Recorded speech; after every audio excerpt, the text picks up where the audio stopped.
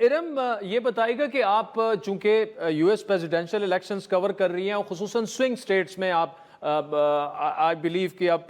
Pennsylvania से भी आप होके आई हैं या शायद मिशिगन से। ये जो वाकया हुआ,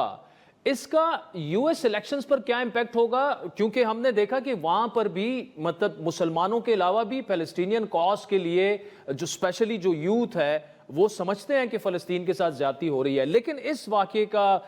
क्या आप देख रही हैं इम्पैक्ट, और यूएस मीडिया में किस तरह से इसको देखा गया? आदिल, वॉर इन गजा जो है ये एक अहम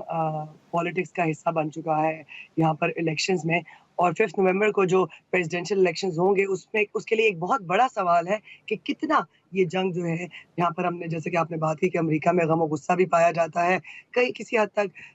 इसराइल के लिए सपोर्ट भी मौजूद है, दोनों के हक में, इसराइल के हक में भी रैलियां निकली, यहाँ के स्टूडेंट्स ने फ़लस्तीन के हक में भी रैलियां निकाली। तो ये एक अहम सवाल है जो कि 5 नवंबर को वोटर्स जिसका तयन करेंगे कि क्या ये जो है फॉरेन पॉलिसी का मैटर, जो कि हमने पिछले कुछ अरसे में देखा कि अमेरिका के इंतखाबात में फॉरेन पॉलिसी के मैटर्स इतने नुमाया नहीं रहे, लेकिन ये इलेक्शन इसलिए भी अहम है क्योंकि एक फॉरेन पॉलिसी के मैटर पे अमेरिका को तनकीद का भी सामना है और कुछ हल्के उसकी हिमायत भी करते हैं। जैसे कि आपने बात की, जी बिल्कुल, मैं मिशिगन गई थी जो कि एक अहम स्विंग स्टेट है, और अगर आप टीवी के यहाँ के तज्ज़ियों को देखें, अखबारों के तज्ज़ियों को देखें, तो यही कहा जाता है कि मिशिगन को जीतना जो है किसी भी प्रेसिडेंट नॉमिनी के लिए, वाइस प्रेसिडेंट कमला हैरिस या फिर फॉर्मर प्रेसिडेंट डोनाल्ड ट्रंप के लिए बहुत अहम है। और मिशिगन इसलिए भी अहम है क्योंकि मिशिगन के पास 15 इलेक्टोरल वोट्स हैं, यानी कि वहाँ पर छोटे से मार्जिन से भी कोई भी जीत सकता है और जो जीतेगा उसको 15 इलेक्टोरल वोट्स मिलेंगे। लेकिन मिशिगन इसलिए भी अहम है क्योंकि वहाँ पर अरब अमेरिकन पॉपुलेशन जो है वो एक बड़ी तादाद में है,